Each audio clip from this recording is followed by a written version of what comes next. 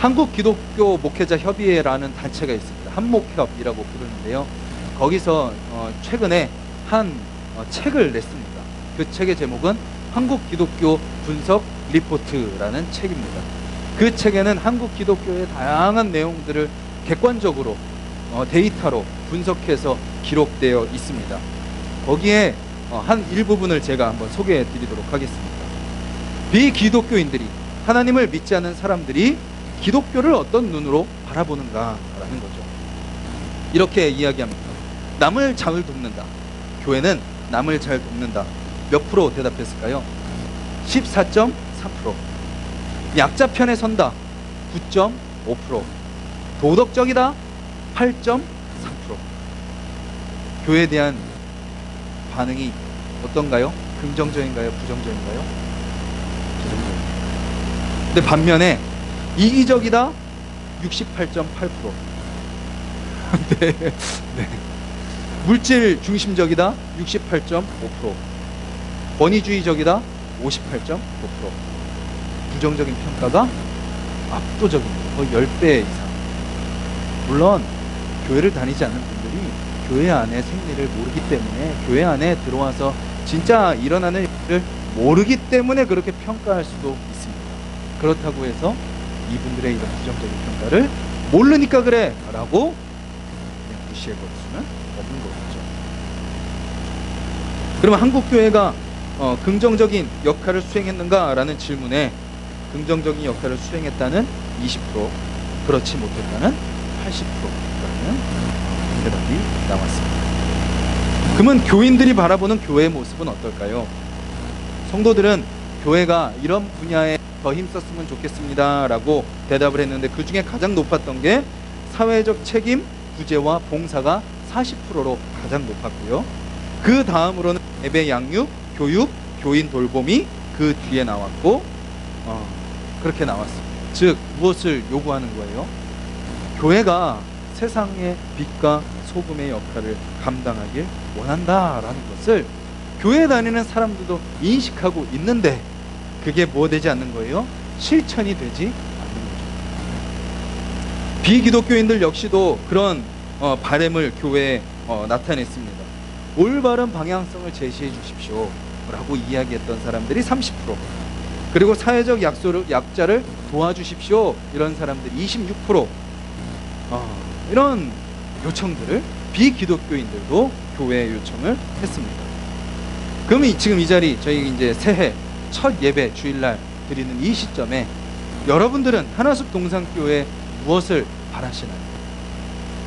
무슨 마음으로 하나숲 동산교회 개척에 동참하셨습니까? 우리가 왜 저 좋은 누구 한 분 집사님이 고백하셨는데, 오랜만에 은혜 동산교회 가니까 되게 크고 되게 좋고 의자도 막 푹신푹신 더 하고 막, 그 자리를 왜 놔두고 이쪽으로 오셨습니까? 무봉산 골짜기로. 6월달에 저희들이 이제 개척을 이제 처음에 오신 분들 대상으로 본인의 기도 제목과 바라는 교회의 모습을 적어주십시오라고 이제 부탁을 드렸습니다. 밴드에도 이 기도 제목들이 올라와 있는데요. 이런 바람들을 그때 우리 성도님들이 적어주셨어요. 한 마음과 한 뜻이 되는 교회, 주님만 바라보고 나아가는 교회, 사랑과 기쁨이 넘치는 교회, 그리스도의 몸을 이루는 교회. 그래서 소외되고 아픔이 있는 힘든 환경 가운데 있는 영혼들이 위로받고 힘을 얻는 교회, 사랑이 넘치고 기도하고 안아주는 교회, 서로가 서로를 감싸는 교회, 선하신 하나님의 사랑을 체험하는 교회, 또한 하나님을 안 믿는 사람에게 전도하고 헌신하는 교회, 또 신경대 예배당이 구원의 방주가 되어서 많은 불신 영혼들을 구원하고 성도들이 하나님을 바르게 알게 하는 교회, 이런 바람들을 여러분들이 적어주셨습니다. 어떻게 우리 교회가 그렇게 가고 있나요? 아무도 대답이 네. 우리가 추구해야 되는 교회의 모습 뭘까요? 우리가 바라는 모습이 있습니다. 지금 여러분들이 적어주신 거를 제가 읽어드린 그 내용대로만 우리 교회가 간다면 아마 너무나도 건강하고 아름다운 교회가 될 겁니다.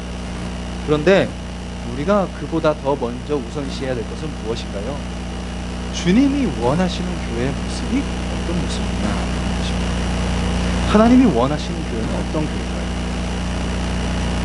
저는 4주 동안 우리 교회의 4가지 비전을 가지고 그 교회 그 사람, 네, 순서 맞나요?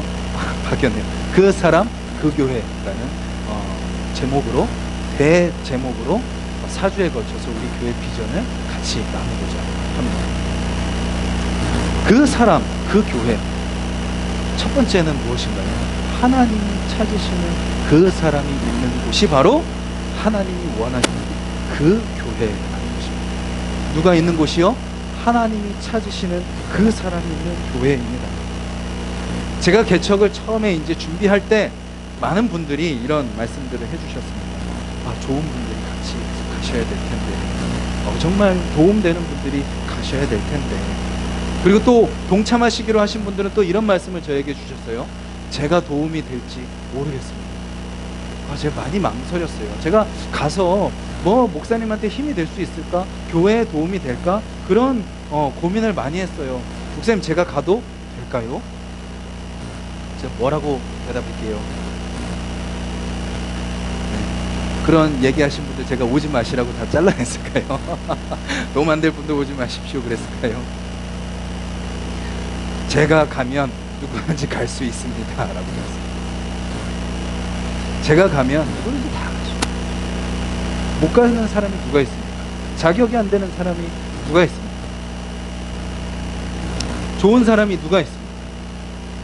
하나님이 보내시는 그 사람이 바로 귀한 교회에 세우는 하나님의 귀한 일꾼인 줄 믿습니다. 한국 교회의 모습이 어떻죠? 문턱이 너무 높아졌습니다. 제가 여러 번 말씀드리죠. 고급스러워졌습니다. 수준이 맞기를 바래요. 수준이 어느 정도 비슷하기를 원해요. 그런 새 가족들이 오기를 바래요. 서로에게 도움이 되기를 바랍니다. 그리고 뭔가 내가 이 교회에서 뭔가 우리 교회 동역자들 통해서 내가 배울 것이 있기를 바래요. 그래서 점점 더 상식적이길 바라고, 이성적이길 바라고, 합리적이길 바랍니다. 그리고 우리 교회, 우리 목사님, 우리 성도들을 자랑할 만한 그런 공동체이기를 바라는 마음을 우리는 갖고 있죠. 그래서 교회를 다니면 성공 스토리가 있어야 됩니다. 그리고 유명 인사들이 있어야 됩니다. 그래야 우리 교회가 뭔가 드러낼 만한 교회라고 생각하죠. 그래서 정치인들이 선거 때 오면 우리 교회가 이제 좀 인지도가 있나 보다. 유명인들이 오면 우리 교회가 그래도 많이 알려졌나 보다 라고 생각하게 되죠. 그것이 대부분의 한국 교회의 모습입니다. 물론 안 그런 교회도 많습니다. 예수님 시대에도 그런 모습들이 있었죠. 바리새인보다 예수님이 하도 바리새인들을 뭐라 그러셔가지고 우리 얕잡아 보지만 바리새인들은요, 그 율법을 지키기 위해서 목숨을 걸었던 사람들입니다. 적들이 공격해 오는데 그날이 어떤 날이었을까요? 안식일이었어요. 안식일날 일하면 되나요, 안 되나요? 안 돼요. 그래서 일하지 않고 싸우지 않고, 그래서 다 어떻게 됐어요? 죽었습니다. 율법 지키기 위해 그냥 죽었던 사람들. 율법을 지키는 데 있어서는 그 누구도 따라갈 수 없었던 사람들이었어요. 사두개인들, 그들은 정치적인 권력도 가지고 있었던 사람이었습니다. 그래서 대부분의 종교 지도자들이었고, 또 SNF라는 사람들은 나는 바리새인들, 사두개인들과도 달라라고 하며 본인들의 고귀한 신앙적인 자존심을 지키고 있었고, 열심당이라는 사람들은 우리가 이 나라를 그냥 제사만 드리고 기다릴 것이 아니라 우리가 혁명을 일으키자라고 나섰던, 칼을 들고 나섰던 사람들이 열심당들이었습니다. 뭔가 종교적으로 대단해 보이고 뭔가 내세울 것이 있는 그런 사람들인 거죠. 지금 이 시대도 그런 모습들이 우리 가운데 조금씩 나타나고 있습니다. 많은 사람들은 한국 교회를 이렇게 평가합니다. 중세 카톨릭과 비슷하게 가고 있다. 중세 카톨릭이 어떤 모습이었죠? 사제 중심적인 모습이었습니다. 권위적인 모습이었습니다. 뭔가 웅장하고 뭔가 그런 모습들이 가득 찬 곳이 바로 중세 카톨릭의 모습입니다. 말씀보다도 사람이 더 중시되고 어떤 하나님의 그 뜻보다도 돌아가는 그 상황을 추구하는 그 모습이 그들의 모습이었죠. 그래서 기독교가 그것으로부터 나와서 무엇을 외쳤어요? 오직 믿음으로 말미암아 구원을 얻으리라. 교황으로 인해서도 아니고 어떤 전통으로 인해서도 아니고 어떤 다른 것을 통해서도 아닌 오직 의인은 믿음으로 말미암아 살리라 라는 그 말씀을 가지고 개혁하고 나왔던 공동체가 바로 우리 한국 기독교뿐만 아니라 전 세계 기독교인데, 기독교가 다 다시 어디로 돌아가고 있어요? 천국으로 있어요.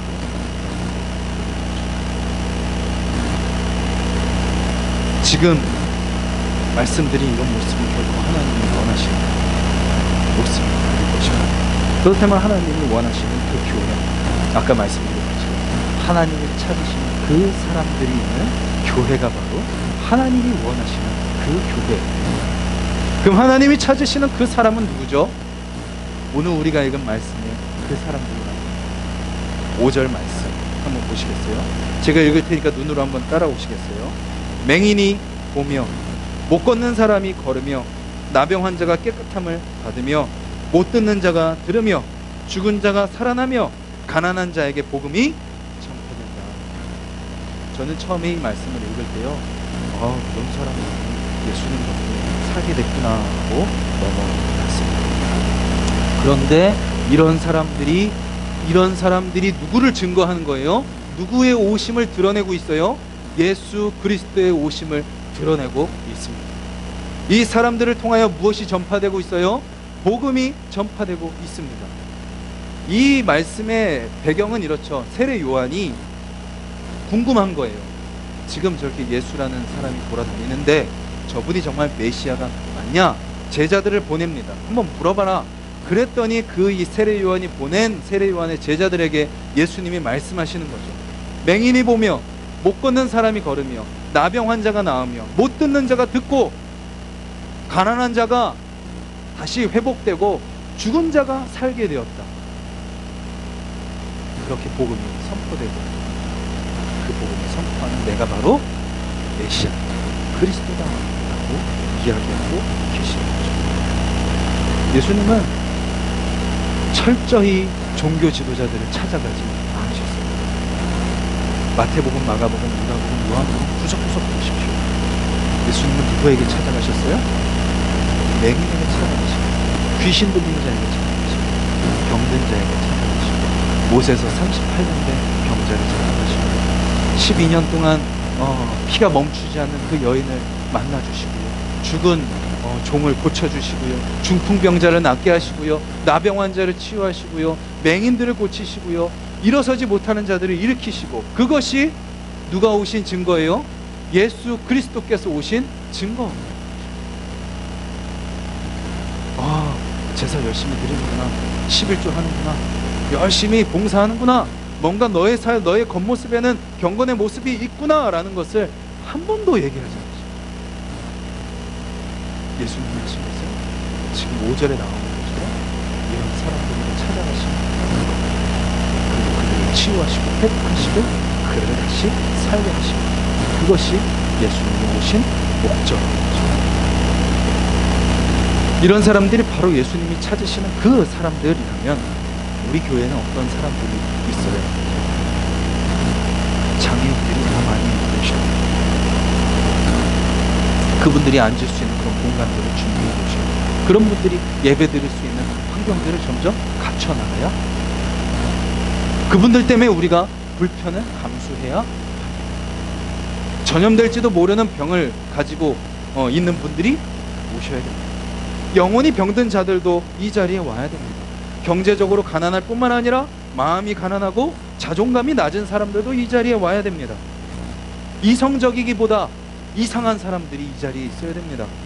상식이 통하지 않는 사람들이 있어야 됩니다. 합리적이지 않고 비합리적인 사람들이 이 자리에 있어야 됩니다. 수준이 안 맞는 사람들이 다양하게 있어야 되고, 도움을 내가 받을 수 있는 사람보다 줘야 되는 사람들이 있어야 되고, 배울 만한 것이 있기보다 내가 가르쳐야 되는 그런 사람들이 이 자리에 있어야 됩니다. 자랑거리가 있기보다 성공 스토리보다 망한 스토리가 더 많은 사람들이 이 자리에 있어요. 세상에서 알아주지 않는 사람들이 교회에 모여야 주님이 원하시는 교회가 되는 것입니다. 그곳에 예수 그리스도가 붙인 거 되는 것입니다. 잠깐 특별한 행사 때만 그들에게 가서 생색을 내고 오는 것이 아니라 우리는 그들과 어울려 살고 함께 신앙생활을 하며 함께 기도하고 함께 예배드리고 함께 찬양하고 함께 삶을 나눠야 되는 것입니다. 그것이 바로 주님이 찾으시는 그 교회의 모습이죠. 그 사람은 누구죠? 그 사람은 어디 있죠? 그 사람을 우리가 찾기 전에 먼저 우리 자신을 먼저 돌아보아야 합니다. 왜냐하면 우리가 바로 하나님이 찾으시는 바로 그 사람이기 때문입니다. 볼 수 있는데요, 걸을 수 있는데요, 나에겐 나병이 없는데요, 잘 듣는데요, 살아있고 그래도 굶어 죽지 않을 만큼 먹고 사는데요, 그렇게 가난하진 않은데요. 하지만 우리의 삶을 잘 들여다보면 어떤가요? 우리는 제대로 보지 못합니다. 우리 안에 두 마리의 개가 있다 그러죠. 어떤 개죠? 편견과 선입견. 편견이라는 개가 있고요, 선입견이라는 개가 있습니다. 사람을 딱 첫모습으로 딱 견적을 끝내버리는 거죠. 그 사람을 딱 이제 수준과 상황을 딱 합니다. 그래서 그런 분들의 특징은 어떻게 해요? 딱 만나면 어떻게 하나요? 스캔을 싹 하면 이제 끝납니다. 신발부터 머리 스타일까지 쫙 한번 훑어보면 끝나죠. 그 당하는 사람은 참 벌거벗은 것 같은 그런 느낌이 듭니다. 그리고 우리는 뭘 못 보나요? 마태복음 7장 3절에 보면 이런 말씀이 있습니다. 제가 읽어드릴게요. 어찌하여 형제의 눈 속에 있는 티는 보고 내 눈 속에 있는 들보는 깨닫지 못하느냐. 우리는 뭘 못하나요? 잘 본다고 생각하고 눈이 멀쩡히 뜨고 살아간다고 생각하지만 우리는 못 보는 것 투성입니다. 우리가 누구와 같나요? 맹인과 같은 거죠. 또 우리는 어떻습니까? 걷지 못합니다. 두 다리 멀쩡해서 잘 걸어다니는데요, 다리는 멀쩡하지만 우리의 마음이 걷지 못합니다. 깊은 무기력 가운데 빠집니다. 그냥 잠수 타버립니다. 왜 그렇죠? 관계적으로 무너집니다. 마음이 무너집니다. 사람의 말 때문에 무너집니다. 생각으로, 내 생각과 염려로 가득 차서 무너집니다. 감정적으로 깊은 절망 가운데 들어가 버리면 내 사지가 건강하건 말건 무엇을 먹건 말건 상관없이 무기력해져 버리는 것이 우리의 모습이죠. 설교자인 저 자신도요, 날마다 야심차게 새벽 설교를 하면서 기도하면서 하루를 시작합니다. 그런데 저의 힘만으로는 1시간도 살아갈 수 없다는 것을 살면 살수록 깨닫게 됩니다. 버티기 힘든 거죠. 그리고 또 어떤가요? 우리 안에 뭐가 있어요? 나병이 있습니다. 나병의 특징은 무엇인가요? 점점 썩어 들어갑니다. 점점 오염되어 갑니다. 그것이 나병의 특징이죠. 우리가 무엇으로 점점 오염되어 가고 있나요? 우리도 모르게 죄로 오염되어 가고 있습니다. 보는 것, 얼마나 많은 것들이 우리 눈앞에 보이고 있습니까? 우리 아이들이 얼마나 이 시각적인 죄에 노출되어 있습니까? 귀로 사람들의 이야기를 통해서 누가 그랬대, 그 사람이 저랬대, 뭐 하는 안 좋은 이야기를 들으면서 죄로 오는 마음, 생각, 그래서 우리의 발걸음이 죄 짓는 데로 가고 우리의 손이 죄 짓는 데 쓰임받으며 우리의 말이 죄를 내뱉는데 쓰임받는 모습. 로마서 7장 24절은 이렇게 이야기합니다. 제가 읽어드릴게요. 7장 24절.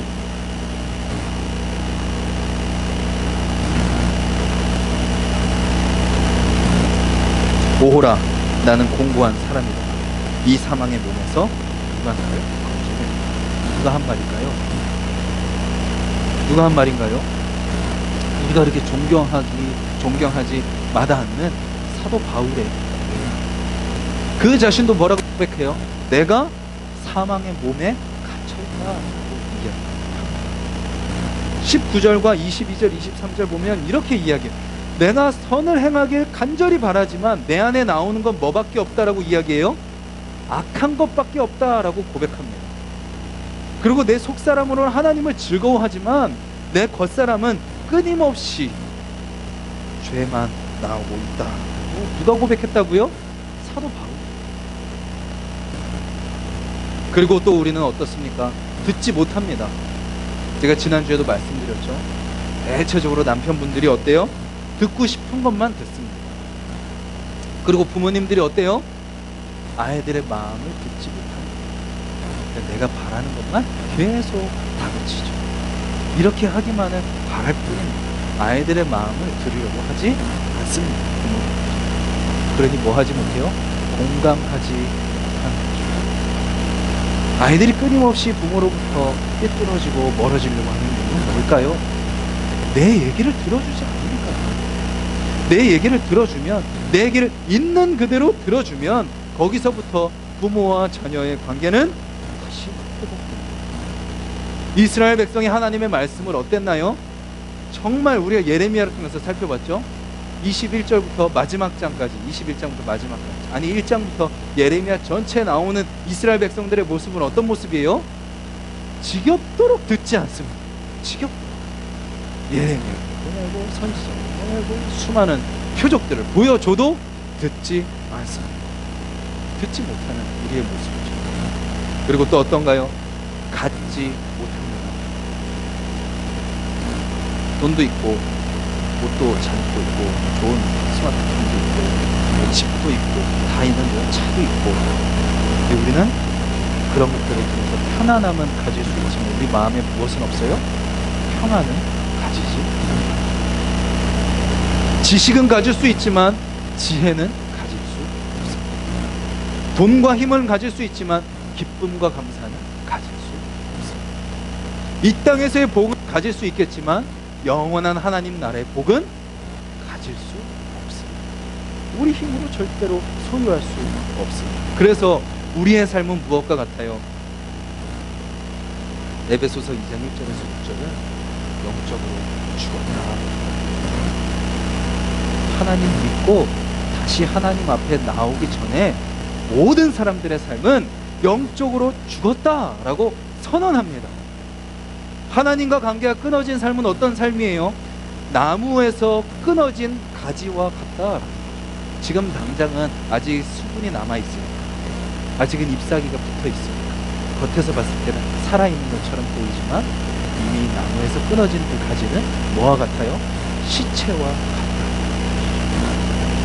조금 있으면 마르다 죽어 장작으로 쓰이는.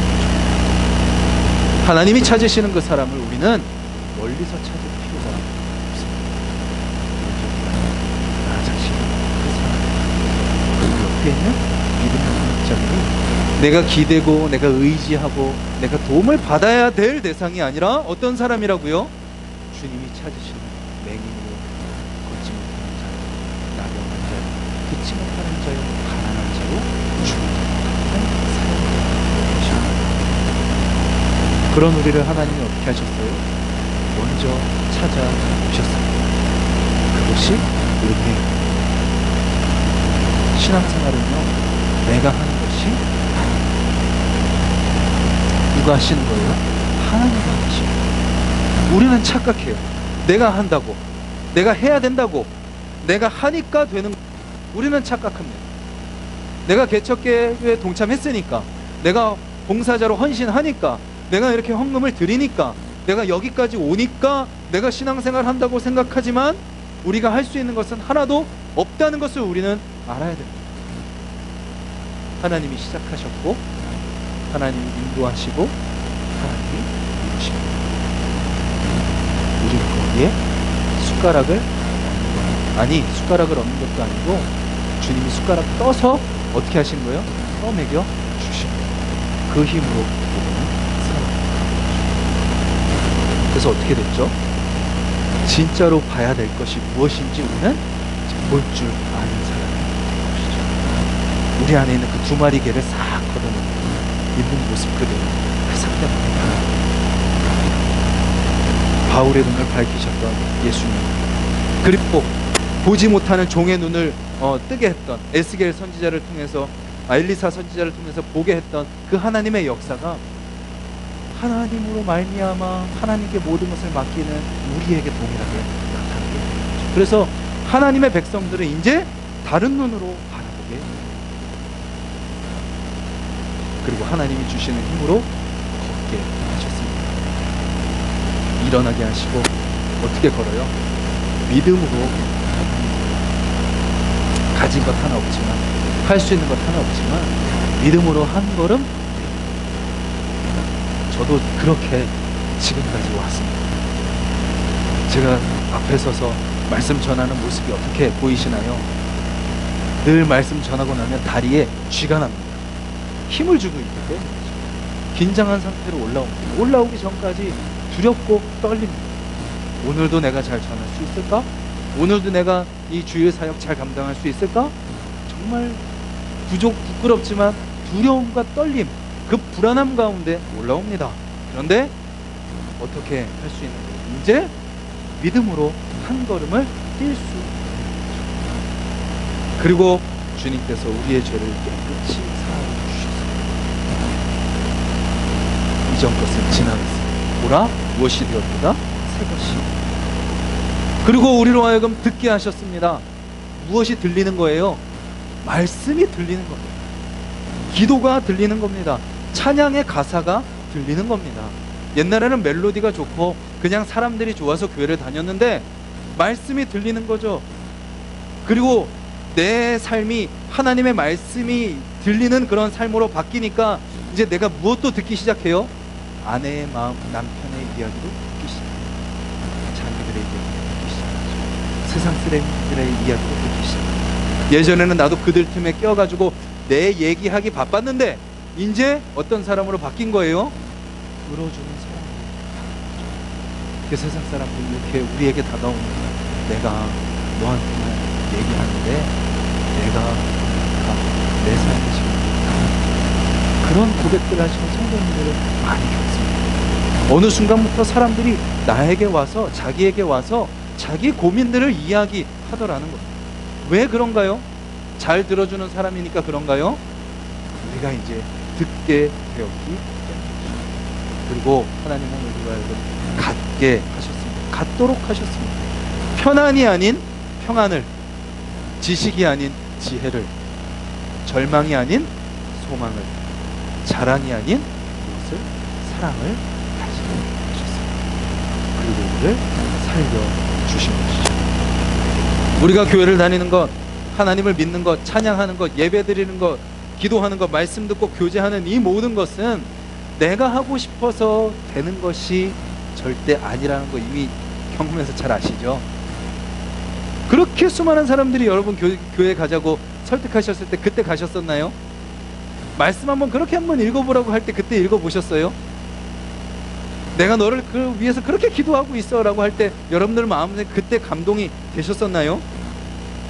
합리적인 핑계를 대면서 변명을 하면서 나름대로 이유를 대면서 우리는 그때 그렇게 다 외면하고 거부했습니다. 그런데 어느 순간 이 자리에 앉아서 찬양하고 기도하고 말씀하고 서로 사랑하고 섬기고 말씀대로 살아가려고 발버둥치는 그런 모습이 우리 가운데 어떻게 있게 된 것인가요? 그것이 다 누가 하신 거예요?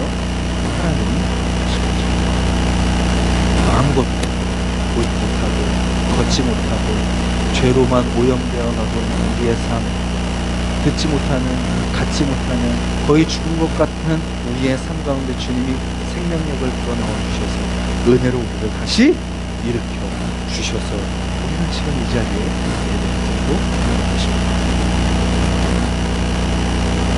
그렇다면 우리가 그렇게 주님이 찾아오신 그 사람이라면 이제 우리도 또 다른 그 사람을 찾아 나섭니다. 하나님이 우리를 찾아오신 것처럼 그리고 예수 그리스도께서 인간의 몸을 입고 이 땅에 내려오신 것처럼 그 사람을 찾았습니다.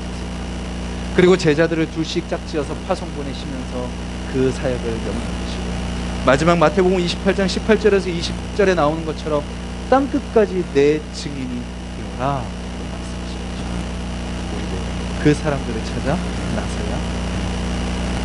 여러분들 담임 목사가 왜 존재할까요? 여러분들 학교 다닐 때 담임 선생님은 어떤 선생님이셨나요? 그냥 수업만 잘 하시면 담임 선생님이셨나요? 제가 어릴 때만 해도 담임 선생님은 저의 가정에 관심이 있으셨습니다. 그리고 어떤 선생님은 집에까지도 오셨습니다. 무슨 일이 있으면 전화를 하셨습니다. 문제가 있으면 담임 선생님 찾아가서 여쭤봤습니다. 그러면 완벽하진 않아도 그 문제를 같이 해결해 주시려고 노력하셨습니다. 담임 목사는 왜 존재할까요? 좋은 설교하라고 존재할까요? 그 기대는 좀 내려놓으세요. 네. 노력은 하는데 잘 안 돼요. 예, 그러니까 좀 내려놓으시고, 목회는 제가 하면 할수록 설교만 잘한다고 목회를 잘하는 게 아니라는 것을 조금씩 깨달아요.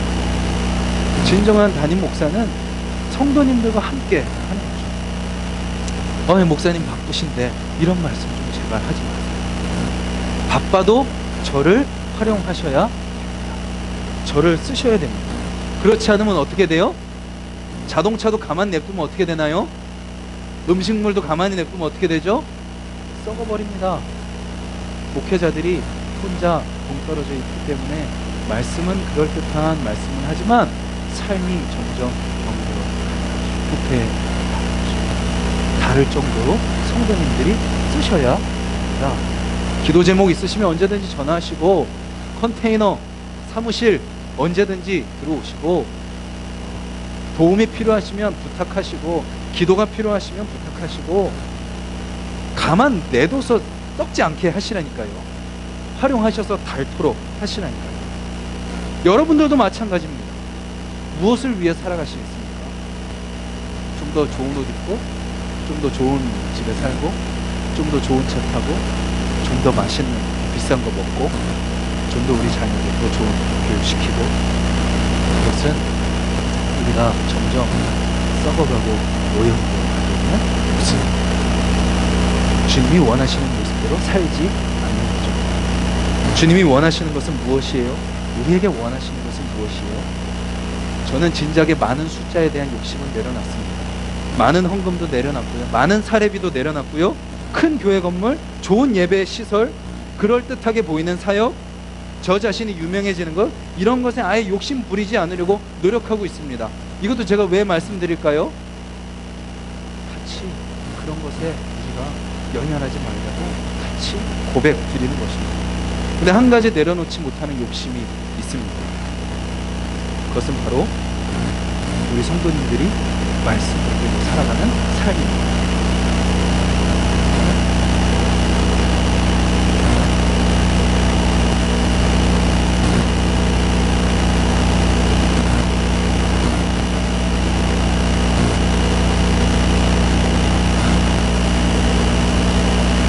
물론 이미 말씀 붙들고 잘 살아가고 계시지만 매일의 삶 속에서 어떻게 하면 내가 하나님의 뜻대로 살 수 있을까? 말씀 앞에 겸손히 엎드리는 여러분, 그리고 말씀으로 나의 삶을 바라볼 수 있는 여러분, 그리고 말씀에 순종하여 매일의 삶을 살아가는 여러분,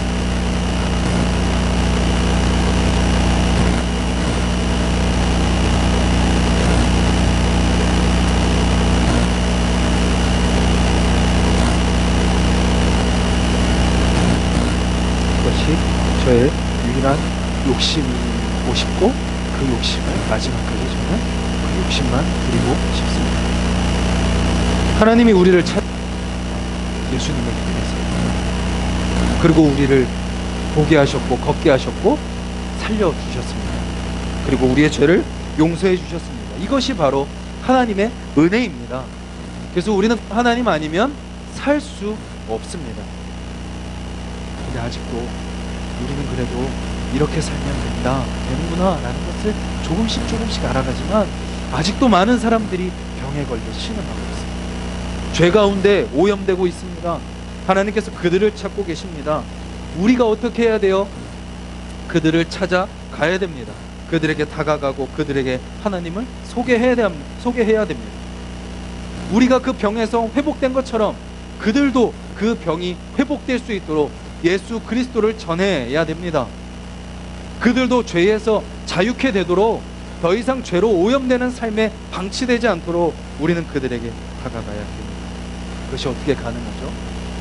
우리 안에 계신 예수 그리스도 가능합니다. 우리가 그 사랑을 누리며 살아야 합니다.